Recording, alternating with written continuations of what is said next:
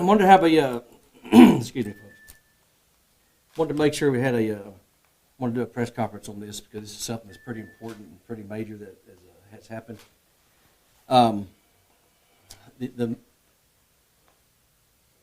This is about a former deputy sheriff named Brett Brazier. Brasher is the correct spelling of his last name. Brett was a deputy sheriff working for us. And just to give you a little history of his tenure here with the Wichita County Sheriff's Office.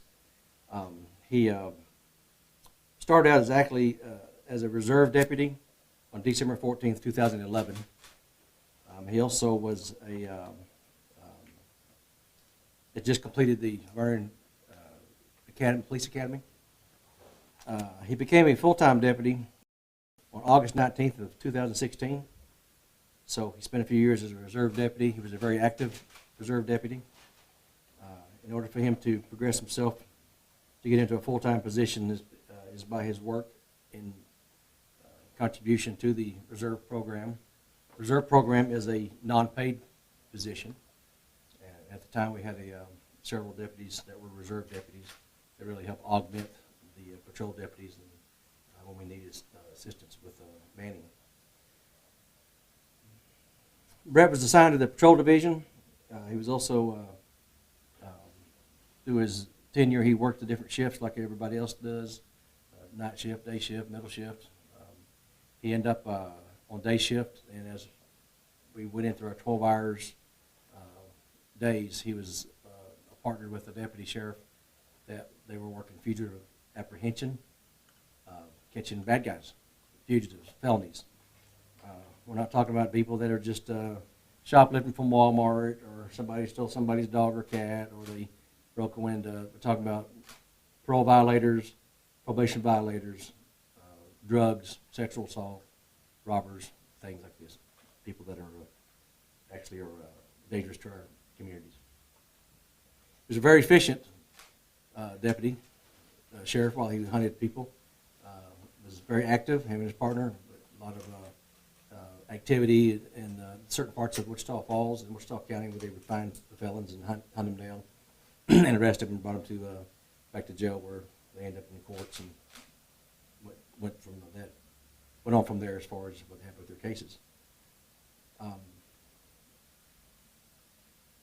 Last year, we'd received a complaint from a civilian that is not an employee of the sheriff's office in March of 2021, and it was a sexual harassment complaint of an incident that occurred at a Valero gas station in Burkett, Texas.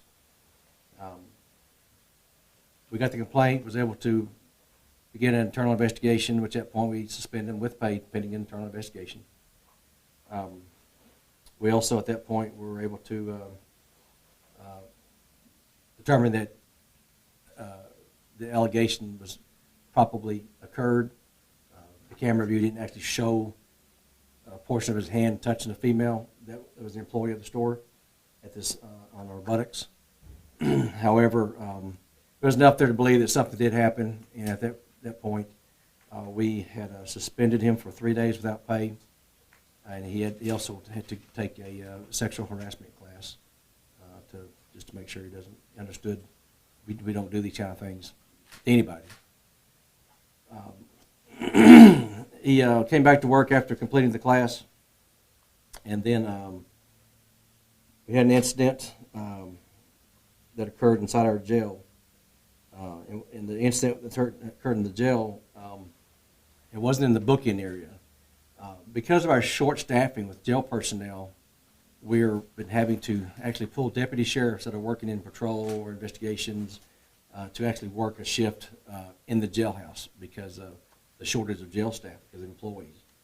Everybody understands it's hard to hire people nowadays, and the flip side of that is how many people want to go work in the jail, for one thing.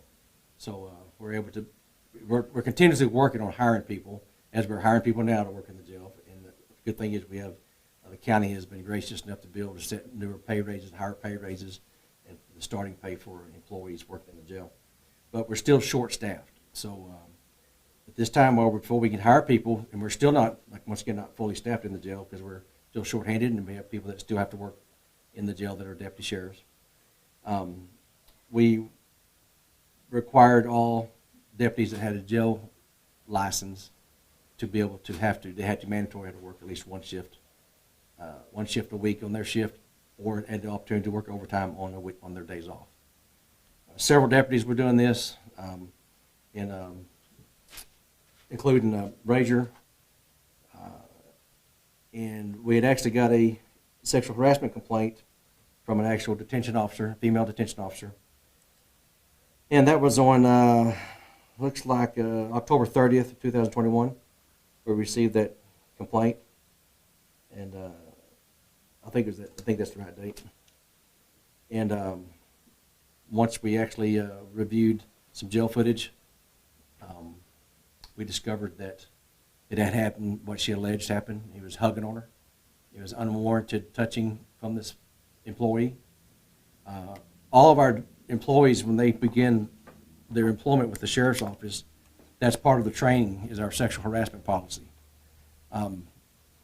From being verbally around females, saying inappropriate things, to actually touching females in inappropriate ways, or just any kind of manner that would be offensive. We do not condone those kind of activities.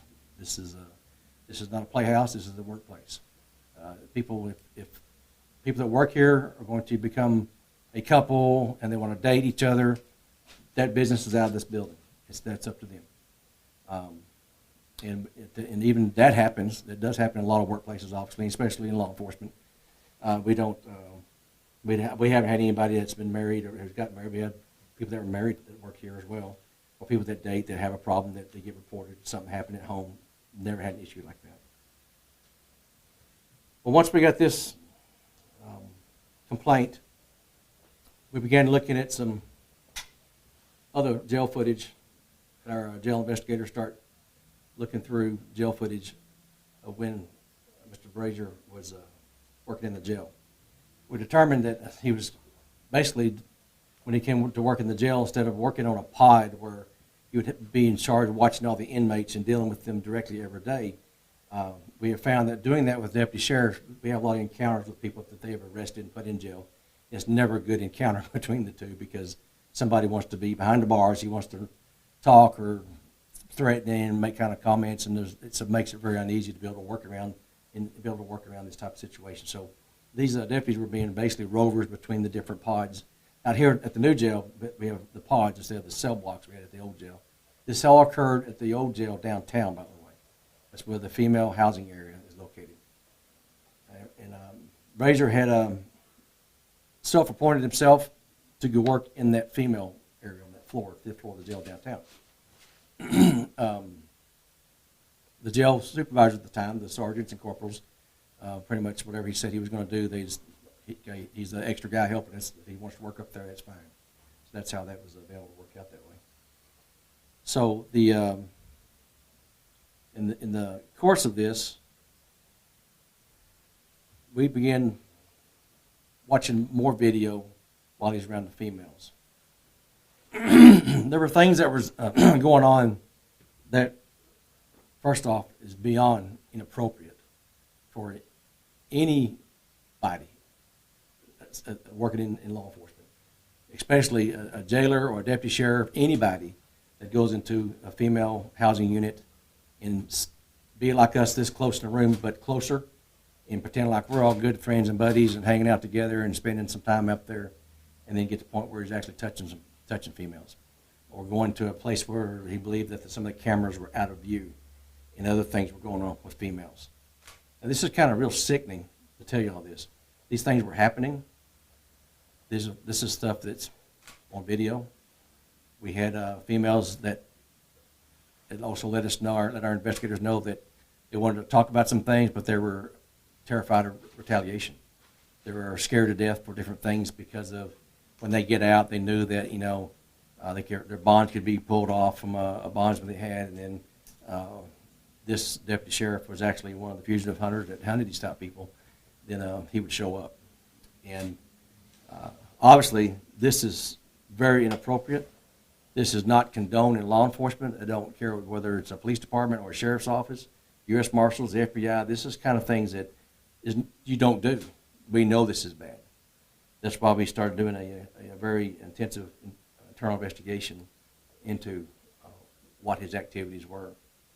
However, as we found this information out after the sexual harassment of our female, once I got the report of what happened, and that was it. Terminated him for violation of policy of sexual harassment policy. So we terminated him at that point. It was at the October 30th, or I think it was, I don't have to write up the date. It was shortly right after that, within a week of October 30th, he was terminated. Our investigation with what was going on inside the jailhouse continued on. I culminated to the point where we were actually involved with, we even had Texas Ranger that was involved with our investigators. Probably over 300 hours of video alone was viewed by one of the investigators. 300 hours of video, and that's trying to find what happened.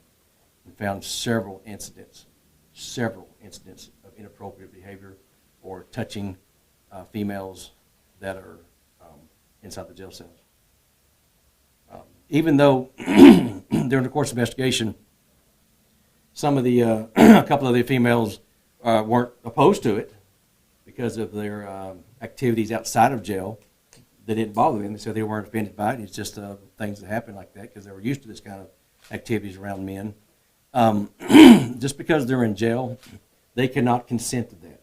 They're in the care and custody of Wichita County Sheriff's Office, in my care as a sheriff. So you can understand how important it is and how this is something that we do not condone. We cannot happen. This is why he's been arrested. This is why we're sitting here together. So I want the public to understand that this type of offense is egregious in law enforcement. And we all know cops can do a lot of bad things. Doctors do a lot of bad things. Lawyers do a lot of bad things. Everybody in general can do bad things. But for what we do to protect our citizens, we have to protect our inmates in the jail. Now, I've had some people say, well, they're just inmates. Well, you can't say that. These are people just like everybody else. Everybody is the same. Some people went left in life, some went right in life. However, by law and by just our obligation, we have to protect our inmates, period, and take care of our inmates, period. We cannot condone this. We had already been working with the district attorney's office and obviously this is a violation of public trust. We cannot do that. And the district attorney's office and this office has been aggressively pursuing these cases, and will continue with this investigation, which still is an open investigation, because we're not finished looking at about another 400 hours of video. So that's why once we got enough of the cases and met with our district attorney and the first assistant, laid the case out, our investigators were given some marching orders on which charges we're going to go with and go with from there. That's why there's 10 charges right now. 2 of them are obviously the civil rights violations, which are felonies, and the other ones are misdemeanors of official oppression. Official oppression by using his badge while he's in there, basically his office, and what he does as a peace officer to do what he wanted to do while he was in these cell blocks around these women. And that's just uncalled for. In my almost 40-year career in the sheriff's office, I have investigated detention officers who are having affairs with inmates, in the jailhouse. Of course, they were terminated, and now it's a felony to do that. You file charges on people to have even sexual contact with inmates at all. So that's why this has been a very long investigation. Excuse me. As I said, it's still under investigation. There's still more things to look at, and I'm just afraid to see what else we're going to see on the other 300 plus hours of video that's out there that we have. However, at the direction of the district attorney's office, we will continue looking at these, and if they take action to reach out for further indictments, and because we know there's other things, we already know there's other things out there, but the ones that we picked up that got filed, went to the grand jury, got the sealed indictment, these are the ones the district attorney's office that said take these and just go forward with these right now. So it's a sad day, I think, for the sheriff's office alone, that we had that we had to do this. I'm still not sad we had to do it. It's our obligation to do it. We have to do this. It's sad we had an individual that did this, that actually worked in this office, who, all of our deputy sheriffs are proud to work for Wichita County. They do great jobs. But once again, you have a bad apple, it kind of tries to shine a light on everybody else. And I assure you, we don't have that with anybody else working here. And it's sad that it happened, but I wanted to make it clear that the public knows that we're taking this in the direction that where it needs to go, and kind of stop the activity. We've stopped the activity, but it's still a bad thing. And it's never seen something like this in my career. So he's still in custody right now. Do y'all have his photograph already? If you don't, do you have it? I believe we do. Okay. Well, if you're checking records, they're supposed to have some handouts. If you could pick them up from them. Thank you. We'll give them out to make sure y'all have them. So we're just kind of not in a holding pattern. We're still going on with the investigation, and we'll see what's going to turn up at that point.